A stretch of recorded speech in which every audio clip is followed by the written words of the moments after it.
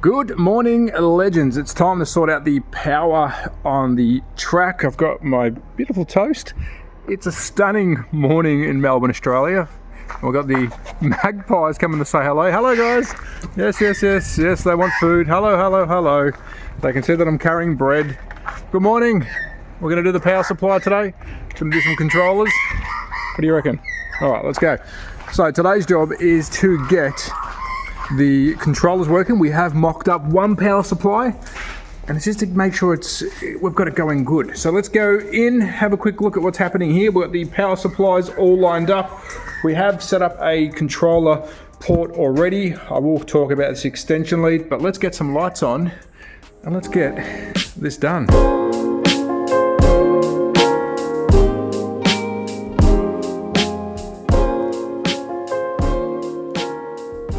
So let's take a look at some of the items that I purchased to wire up this beautiful Wood-Router track to my TrueSpeed controller. And if you do watch the channel, I did a live stream and I've left it up there because boy, it wasn't good. But I have learned a lot since I started doing this track. So I want to share what I've learned with you guys. And of course, if I'm making the mistakes, I'm glad it's me, not you guys. So let's have a look at what I have purchased. Now we're going to go through a couple of items. I am doing a budget build here. Quick Tracks, the website's up. Please check it out. Support Frank. He is an absolute legend when it comes to building tracks, but I'm trying to show you how to turn this into a bit of a budget build. Now, you're going to need a couple of things here from Bunnings here in Australia. I've got this pack of, I think it's called a sortable electrical terminal kit. We're going to need a fair bit of that just to make the track look prettier, the wiring look prettier. $10. Got myself a crimping tool because we are going to need to crimp wires onto some fittings. Again, that's around about $13. So what are we, 23 bucks? This is a lifesaver, 25 meters of, I think it was 15 or 10 amp. No, it was 10 amp.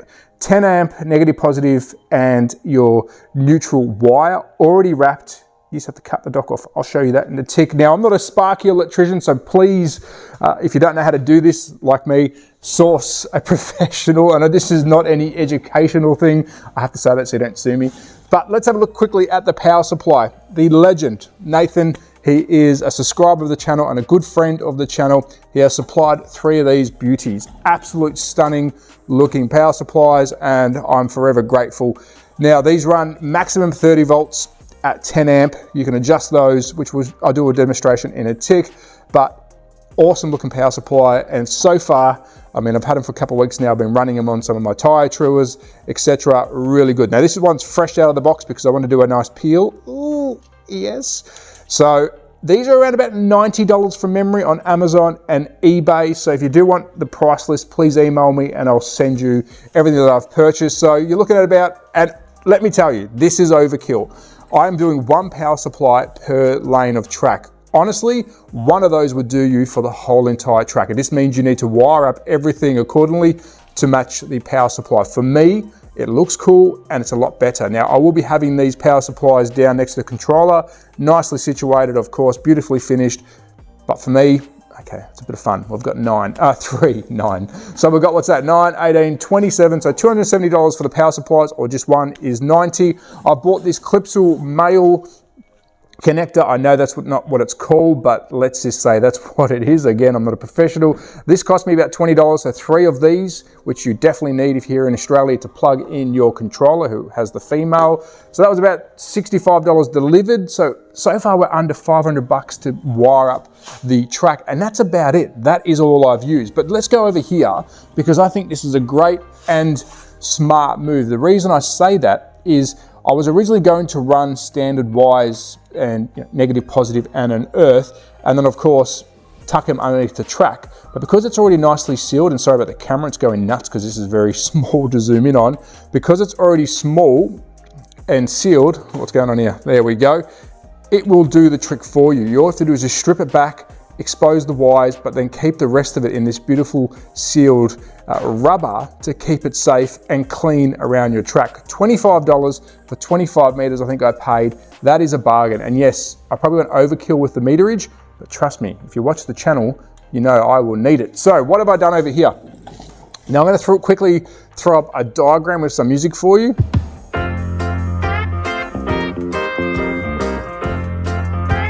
Now that's the wiring diagram I used. If you want it sent to you, let me know. Thank you, Nathan. He did send it to me, but that's the diagram, that's the wiring we use here in Australia. So if you do want that, freeze it, go back to it, copy it down, or I can send you a copy. So we've gone negative and positive to our power supply. I've used, let me show you, these little eyelets. That's why you need a crimping tool onto the exposed wire, crimp it on, and then it hooks onto, and I'll quickly show you a demo of this one,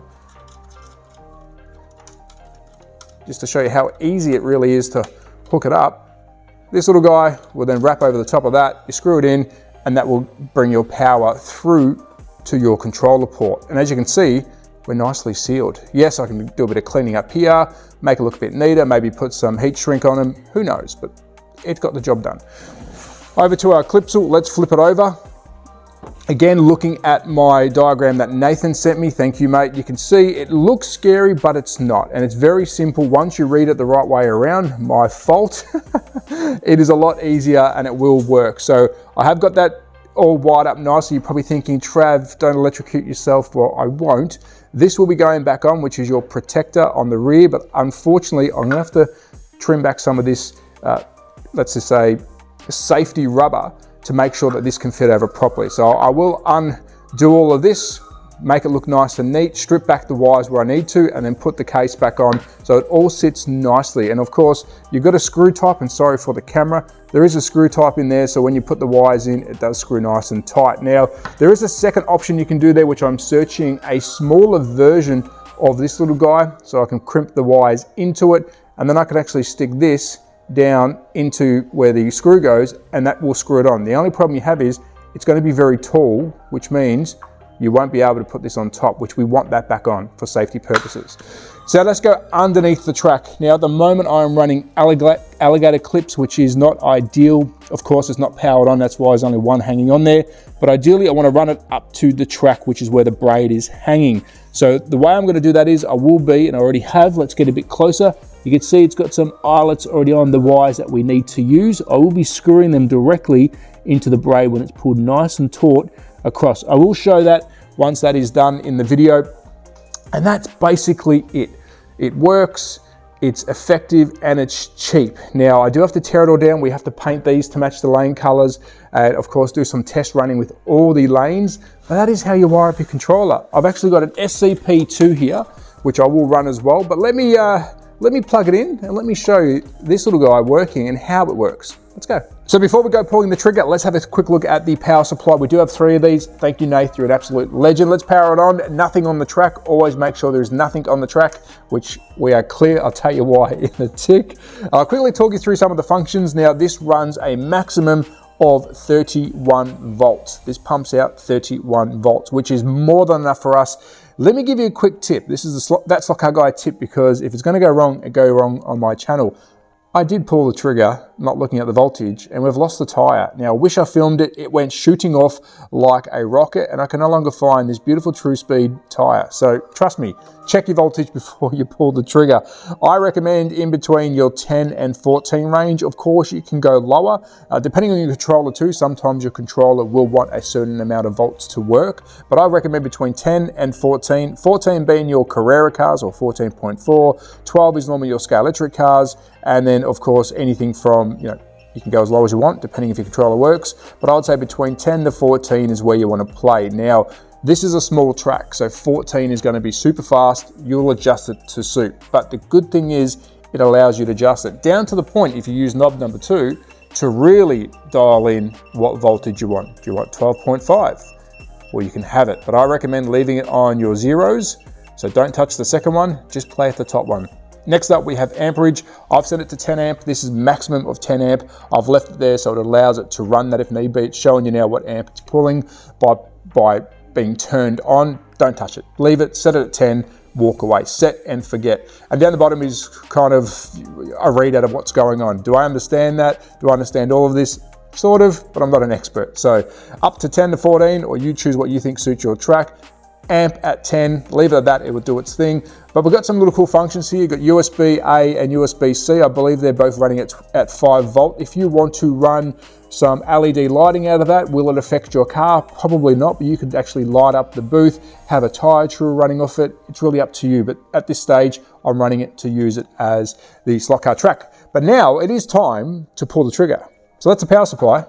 Let's check out the cars going. So let's test out the TrueSpeed controller. Now, once this is finished, of course, it's going to be attached to the track. This is just showing you what I've done works for the track. Now, in regards to reverse polarity, the only way I can do that at the moment, what that means is the car will go forwards or backwards, is by swapping over the alligator clips on the track. In the future, I will add a switch, but at this moment, we're going to go one way only. So I've set up the power supply. Let's go to 12 volt, which is what this Scalextric car would normally run on its own track. We have a blue light. You want a blue light on the TrueSpeed. If it's red or any other color, don't pull the trigger. If it's blue, you should be good to go. So let's just pull the trigger. We'll take it nice and slow. We are running 12V, and as you can see, it works beautifully. Now, what is the difference between 12 and another voltage? Well, let's bring it back home.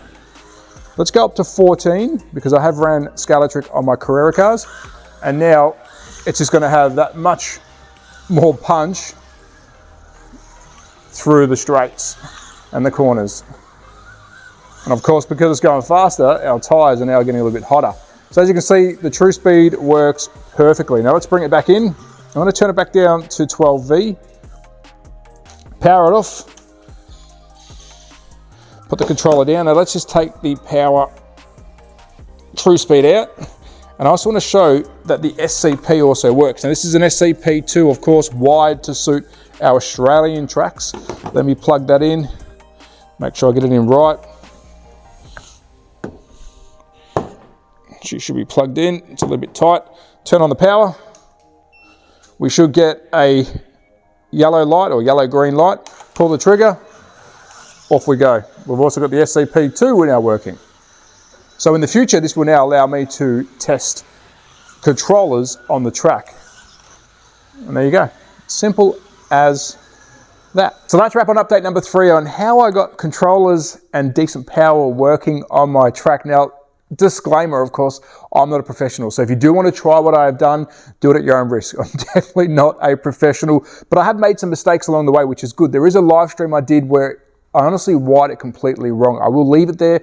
I'm trying to learn and, of course, teach you guys along the way. If you're as beginner as I am, let me make the mistakes and almost blow up my controller. But we got there in the end. So thank you, Nathan, and thank you to everyone else behind the scenes. If you are wanting a track like this, Quick Tracks is up and running. Now, I'm doing a budget build on this track. It is a budget builder. So if you want to buy a track as budget friendly as you can, reach out to Frank from Quick Tracks. He's a big supporter of the channel. He did supply this track to the channel, so please support him, and he's Australian. Support a local Australian business. Now, in regards to how this will look in part 4, it will be finished. I will paint the controller holders to suit the lanes. I will run the wire properly, which I will show you the finished results of that. And of course, I've got to do this another 2 times. So I can't get it wrong, surely. If you do want any of the diagrams that I have showed on the video, please email me. The email is in the channel description, and I will try and get them off to you. Of course, if you are in Australia, Bunnings is where I got all my items from. Again, if you want a list, let me know, and I'll send it to you. Very budget, but boy, I'm excited. So it's enough filming. It's time for me to start playing with some slot cars. Bye! I'm a OG boy. Know that they ride or die. I keep boys by my seat.